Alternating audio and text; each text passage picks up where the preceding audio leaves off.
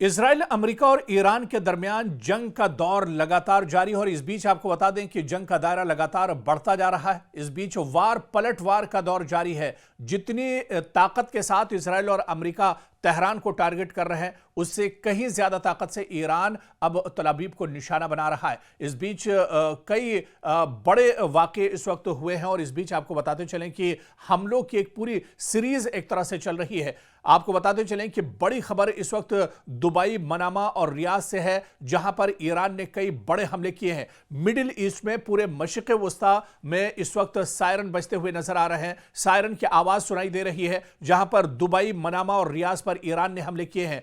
Iran ने बड़ा बयान इस बीच दिया है कि ईरान सरेंडर नहीं करेगा। आपको याद होगा कि अमेरिका के सदर डोनाल्ड ट्रंप ने बयान दिया था कि ईरान सरेंडर कर दे और ईरान को एक तरह से हम बख्श देंगे। लेकिन इस बीच ईरान की लीडरशिप की तरफ से यह बड़ा बयान आया है। ईरान ने कहा है कि ईरान सरेंडर नहीं करेगा।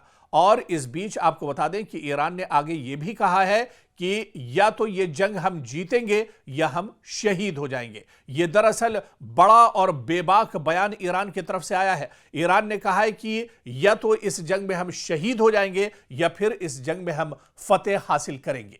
और इस बीच आपको बता दें कि इजराइल की मिसाइल फैक्ट्रियों पर भी ईरान ने बड़ा हमला किया है और यह शायद पहली बार है जब इजराइल के अंदर इजराइल की जो मिसाइल फैक्ट्रियां हैं, जो असलहे के गोदाम हैं, उन्हें ईरान ने निशाना बनाया है। और इस हमले के बाद इजराइल को बहुत बड़ा झटका लगा है। अभी तक के जो मोसाद या फिर आईडीएफ के जो हेडक्वार्टर थे, उन्हें लगातार निशाना बनाया जा रहा था। लेकिन इस बीच ईरान ने बड़ा दावा किया है कि उसने इजराइल की मिसाइल फैक्ट्रियों पर बड़ा हमला किया है, जिसमें इजराइल को काफी ज्यादा नुकसान उठाना पड़ा है।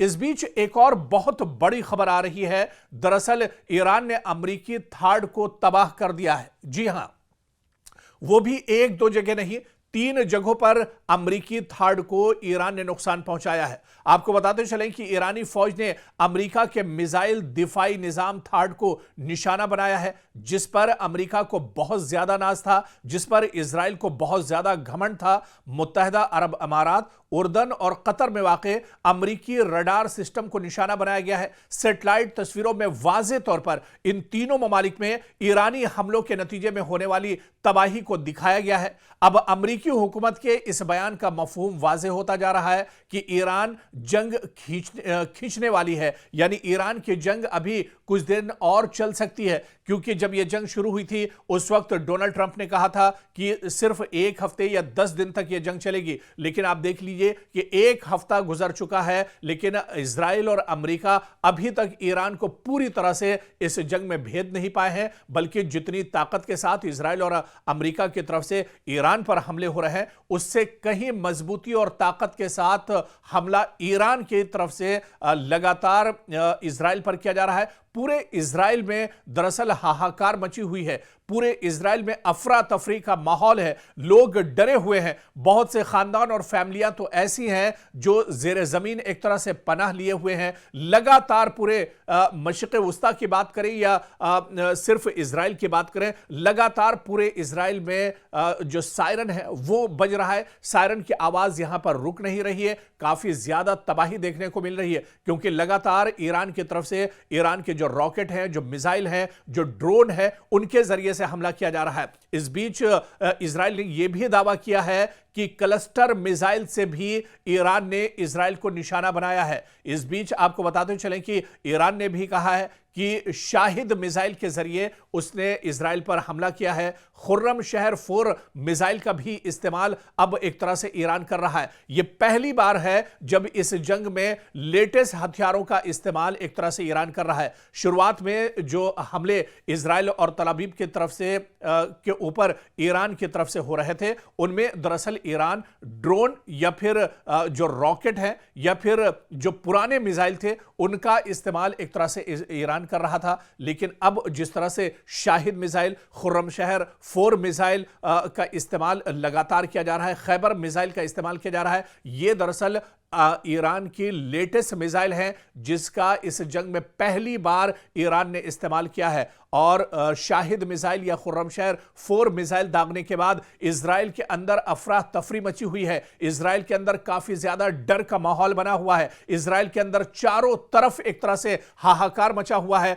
लोग दौड़ते हुए एक तरह से नजर आ रहे हैं, चीखते पुकारते हुए नजर आ रहे हैं, क्योंकि अब जो हमला हो रहा है ईरान की तरफ से, यह हमला पूरी मजबूती के साथ हो रहा है, पूरी सटीक तरीके से यह हमला दरअसल अब ईरान की तरफ से किया जा रहा है। और आपको बताते चले कि इन हमलों के नतीजे में इजराइल के अंदर बड़े पैमाने पर एक तरह से तबाही हो रही है। चारों तरफ मलबा ही मलबा नजर आ रहा है। कई इमारतें एक तरह से जमींबोज हो गई हैं और यहां तक कि जो अंडरग्राउंड टनल्स बनाई गई हैं, जो गुफाएं बनाई गई हैं, जो सेफ रूम दरअसल जेर जमीन बनाए गए हैं, वो सेफ रूम भी या सेफ जोन भी अब एक तरह से महफूज नहीं है, क्योंकि जिस तरह से ईरान की तरफ से बड़े पैमाने पर हमला किया जा रहा है, इन हमलों में जेर जमीन रहने वाले जो लोग हैं उनको भी काफी ज्यादा नुकसान पहुंच रहा है। और इस बीच आपको बताते चलें कि ईरान पूरी मजबूती के साथ लड़ रहा है और ईरान में सिक्योरिटी काउंसिल के सेक्रेटरी अली लारिजानी ने एक्स पर दावा किया है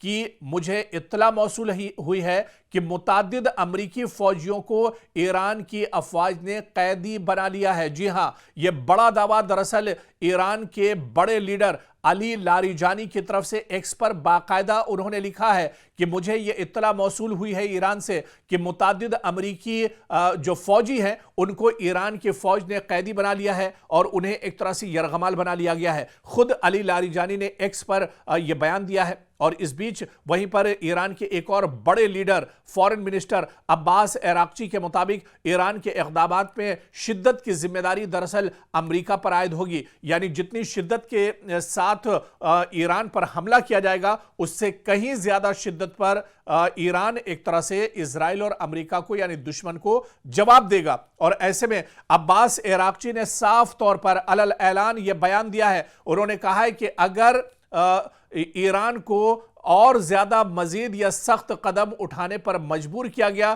तो उसकी जिम्मेदारी अमेरिका और इजराइल पर एक तरह से आयद होगी।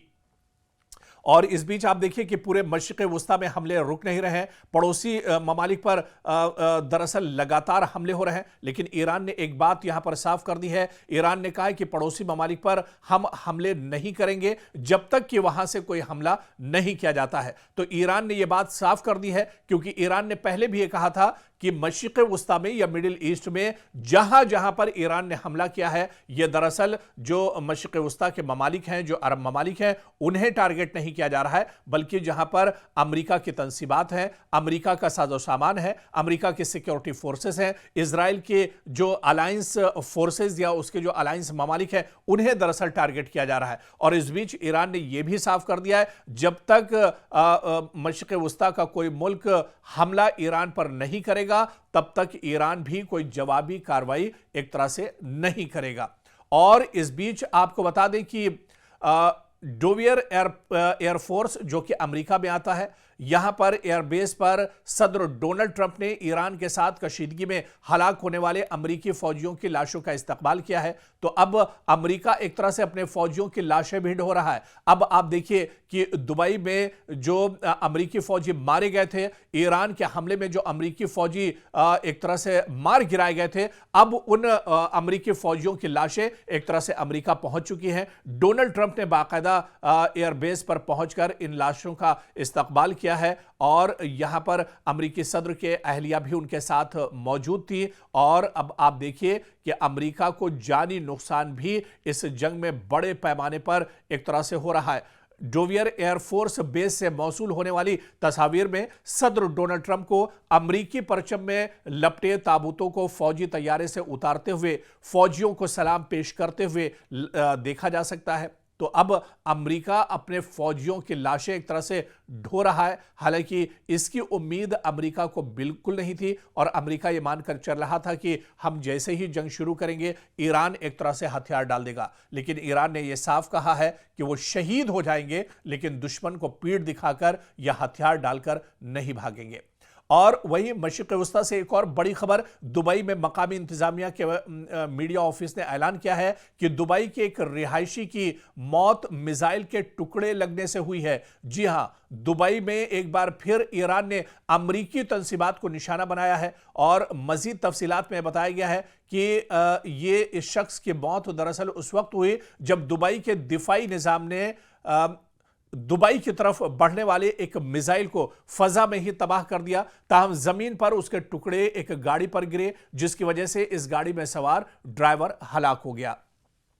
तो ईरान लगातार जहां जहां मशरिक़ वस्ता में अमरीकी तंसीबात हैं उन्हें निशाना बना रहा है। दुबई में यह लेटेस्ट हमला है जो ईरान की तरफ से किया गया है। और इस बीच सऊदी अरब से भी खबर है। सऊदी अरब की वजारत दिफा की जानिब से एक ऐलान में यह दावा किया गया है कि अल खुर्ज के करीब वाक़ शहजादा सुल्तान एयरबेस की जानिब एक बैलिस्टिक मिसाइल दागा गया। ताहम यह मिसाइल एक गैर आबाद इलाके में गिरा, जिसकी वजह से एयरबेस को कोई नुकसान नहीं पहुंचा है। तो अब इस पूरी जंग की धमक एक तरह से सऊदी अरब तक भी पहुंची है। सऊदी अरब में भी जहां जहां अमरीकी तंसीबात, अमरीका के एयरबेस है, उसे लगातार ईरान नुकसान पहुंचा रहा है। और वहीं बहरीन में अमरीकी फौजी अड्डे को मिसाइलों के जरिए ईरान ने निशाना बनाया है। ईरानी फौज का दावा है कि ईरान में पासदाराने इनकलाब की जानिब से जारी बयान में कहा गया है कि उन्होंने बहरीन में वाक़े एक अमरीकी फौजी अड्डे को मिसाइलों की मदद से निशाना बनाया है। तो बहरीन में भी लगातार जहां पर अमरीकी तंसीबात हैं, अमरीकी अड्डे हैं, अमरीकी एयरफोर्स या अमरीकी सिक्योरिटी फोर्सेस के जवान बहरीन में जहां जहां पर है, जहां पर अमरीकी अड्डे हैं, अमरीकी ठिकाना है, उन्हें बहरीन में भी ईरान लगातार निशाना बना रहा है। इस बीच पासदाराने इनकलाब के मुताबिक यह हमला उन गैर मुसद्दका इत्तलात के रद्द अमल में किया गया जिनमें कहा गया था कि अमेरिका ने अबनाए हुर्मुज में एक जजीरे पर वाक़े मीठे पानी के प्लांट को निशाना बनाया है। और दूसरी जानिब बहरीन की वजारत दाखिला के मुताबिक मुल्क में हमले के खतरे के पेश नज़र सायरन बजाए गए हैं और शहरियों से कहा गया कि वो महफूज मकामात पर मुंतकिल हो जाएं। यानी बहरीन में लगातार खतरा बढ़ता जा रहा है। बहरीन में लगातार अमेरिका के जो अड्डे हैं उन्हें ईरान निशाना बना रहा है। काफ़ी ज़्यादा यहाँ पर हलचल मची हुई है बहरीन के अंदर। और इस बीच आपको बता दें कि कतर से भी बड़ी खबर, जहां पर कतरी वजारत दिफा ने एक बयान में दावा किया है कि उसने कतर को निशाना बनाने वाले एक मिसाइल हमले को नाकाम बना दिया। तो कतर में, क्योंकि अल उदैद अमेरिका का सबसे बड़ा एयरबेस है और इसी एयरबेस पर कई बार ईरान ने हमला किया है, एक बार फिर से ईरान का मिसाइल अल उदैद एयरबेस की तरफ बढ़ रहा था, लेकिन कतरी वजारत ने अब तस्दीक की है कि जो मिसाइल के जरिए हमला किया गया था, दरअसल इस मिसाइल को नाकाम बना दिया गया है। कतर की वजारत दिफा के मुताबिक मुल्क के फ़ज़ाई दिफाई निज़ाम ने इस मिसाइल हमले को रोकने के लिए कार्रवाई की है। ताहम बयान में यह नहीं बताया गया कि मिसाइल किस मुल्क या फरीक की जानिब से दागे गए थे, लेकिन जिस तरह से पूरी कशीदगी ईरान के साथ चल रही है, ईरान पूरे मशरिक़ वस्ता में अमरीकी तंसीबात को निशाना बना रहा है और जो इत्तेहादी हैं इजराइल के, उन्हें ईरान निशाना बना रहा है। ऐसे में यह कहा जा सकता है कि यह हमला ईरान की तरफ से दरअसल किया गया होगा।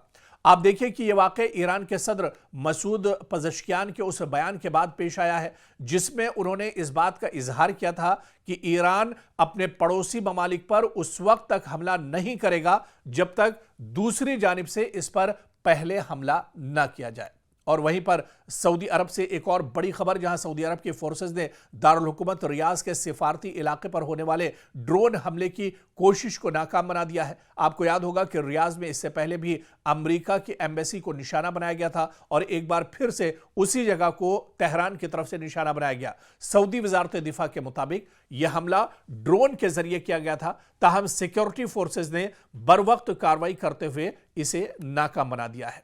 और वहीं वजारत दिफा ने बाकायदा सोशल मीडिया प्लेटफॉर्म एक्स पर जारी बयान में कहा है कि इस वाक़े में किसी किस्म का माली नुकसान या शहरियों को कोई चोट नहीं पहुंची है, लेकिन मशरिक़ वस्ता में जहां जहां इजराइल और अमेरिका की तंसीबात हैं, इनके अड्डे हैं, उन्हें ईरान लगातार अटैक कर रहा है। और इस बीच आप देखिए कि इजराइल और अमेरिका की तरफ से ईरान पर भी पलटवार किए जा रहे हैं। ईरान में पहली बार ईरान के अंदर जो ऑयल रिफाइनरी है, ऑयल डिपो है, उसे इजराइल ने निशाना बनाया है और इस हमले के बाद एक बड़े इलाके में धुआं उठता हुआ दिख रहा है।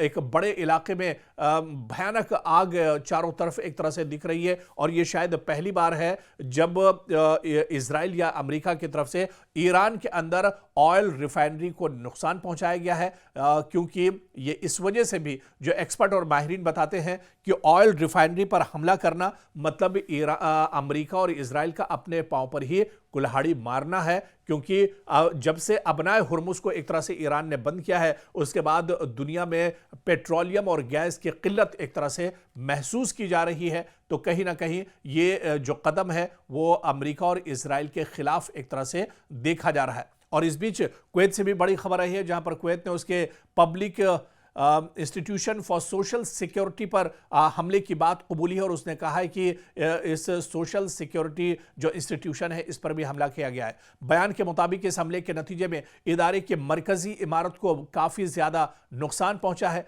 और यह बयान ऐसे वक्त में सामने आया है जब कुवैत की वजारत दिफा ने कहा है कि वो फ़ज़ाई हमलों की एक लहर का मुकाबला कर रही है। यानी कुवैत पर लगातार ईरान की तरफ से ड्रोन मिसाइल से हमले हो रहे हैं, रॉकेट दागे जा रहे हैं, लेकिन कुवैत का ये कहना है कि वो फ़ज़ाई हमलों को रोक रहा है, डिफेंस सिस्टम के जरिए इस हमले को रोका जा रहा है। वहीं वजारत दिफा ने शहरियों से अपील की है कि वो हिफाजती हिदायत पर सख्ती से अमल करें और हुक्काम की तरफ से जारी करदा हिदायत को नज़रअंदाज न करें। इस बीच एक और बहुत बड़ी खबर नॉर्वे से आ रही है। नॉर्वे की पुलिस के मुताबिक दारुल हुकूमत ओस्लो में अमरीकी सिफारत खाने के करीब एक जोरदार धमाके की आवाज सुनाई दी है। पुलिस ने एक बयान में कहा है कि फिलहाल यह वाज़ेह नहीं हो सका कि धमाका किस वजह से हुआ या इसमें कौन मुलव्विस हो सकता है। बयान के मुताबिक पुलिस सिफारत खाने के साथ राब्ते में है और अब तक किसी शख्स के जख्मी होने की कोई इत्तला नहीं मिली है। हुक्काम का कहना है कि मजीद मालूमात सामने आने पर एक तरह से जानकारी साझा की जाएंगी। इधर इजरायली फौज का कहना है कि ईरान ने इजराइल की जानिब कई मिसाइल दागे हैं। रात के वक्त यह हमला किया गया है और इजराइल के फजाई दिफाई निज़ाम इन मिसाइलों को इंटरसेप्ट करने के लिए लगातार काम कर रहे हैं। फौज के बयान के मुताबिक हाल ही में ईरान से इजरायली इलाके की तरफ मिसाइल लॉन्च किए जाने की निशानदेही हुई है, जिसके बाद दिफाई निजाम को फौरी तौर पर फाल कर दिया गया ताकि इन हमलों को रोका जा सके। हुक्काम का कहना है कि फजाई दिफाई निजाम आने वाले मिसाइलों को तबाह करने की कोशिश कर रहा है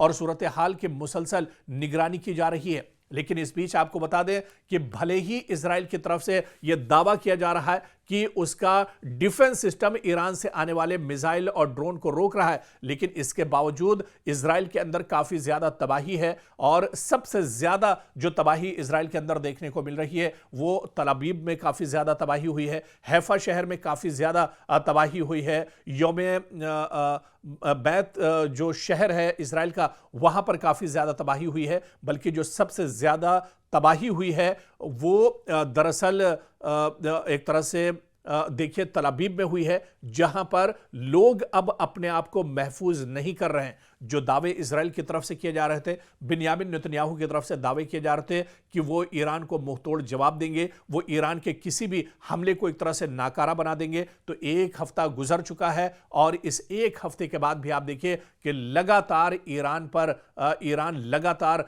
स्ट्राइक कर रहा है, ईरान लगातार मशरिक़ वुस्ता को निशाना बना रहा है, ईरान लगातार इजराइल पर हमले कर रहा है और इन हमलों का तोड़ या जवाब अमेरिका और इजराइल दोनों के पास अभी तक नहीं है।